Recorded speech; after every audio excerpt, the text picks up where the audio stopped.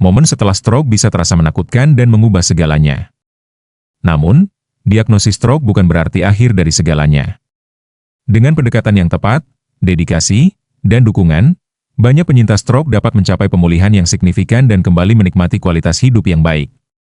Pertanyaannya, adakah cara cepat untuk pemulihan stroke? Sebenarnya, tidak ada jalan pintas ajaib. Namun, ada banyak strategi dan tindakan yang dapat mempercepat dan mengoptimalkan proses pemulihan Anda.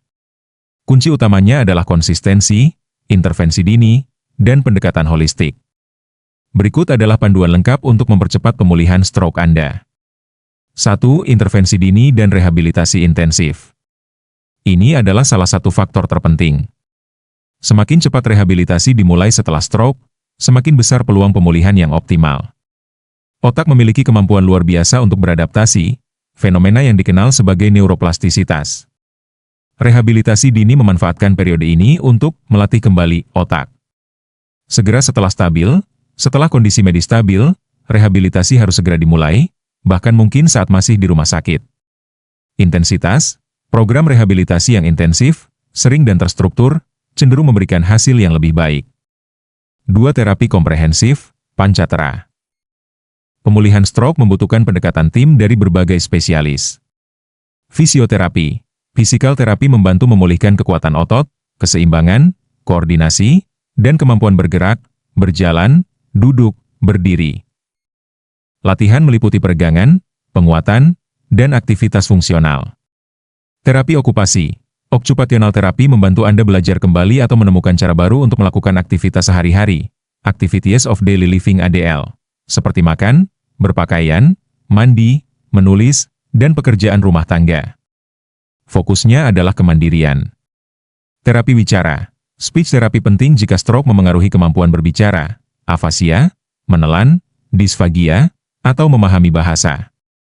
Ahli terapi bicara akan membantu melatih kembali otot-otot mulut dan tenggorokan, serta strategi komunikasi.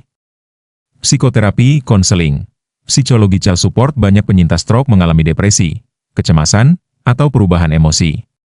Konseling dapat membantu mengelola tantangan emosional ini dan menjaga motivasi selama proses pemulihan.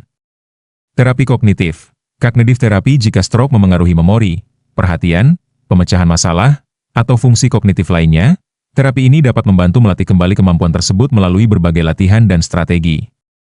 3. Patuh terhadap obat-obatan dan saran medis. Dokter mungkin meresepkan obat untuk mengelola kondisi yang berkontribusi pada stroke, seperti tekanan darah tinggi, kolesterol tinggi, diabetes, atau untuk mencegah stroke berulang.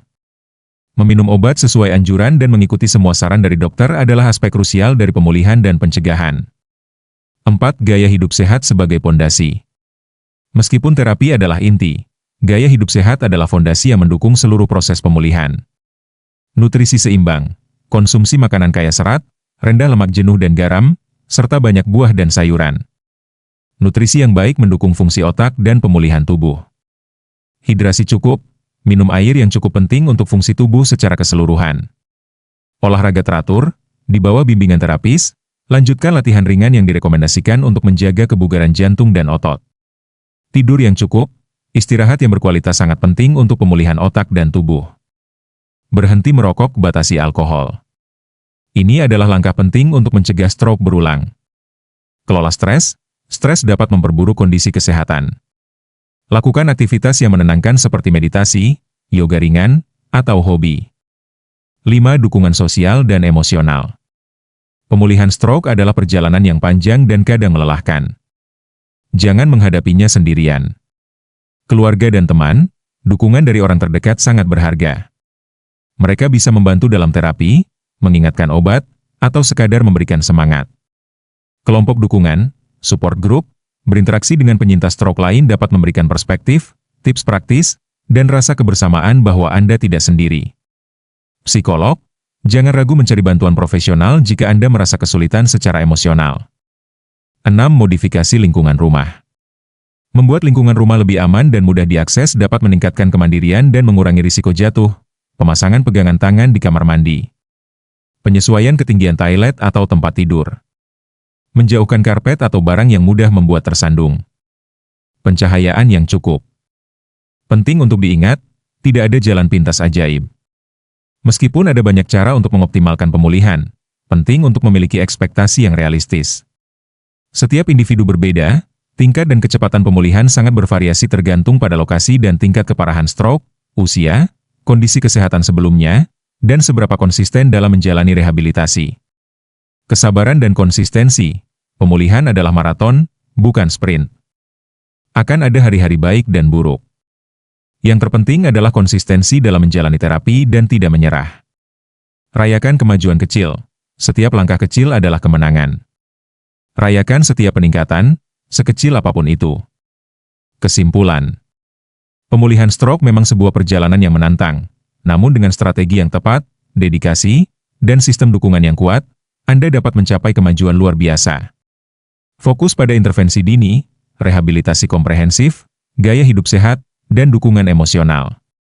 Percayalah pada potensi tubuh Anda untuk sembuh dan teruslah bersemangat.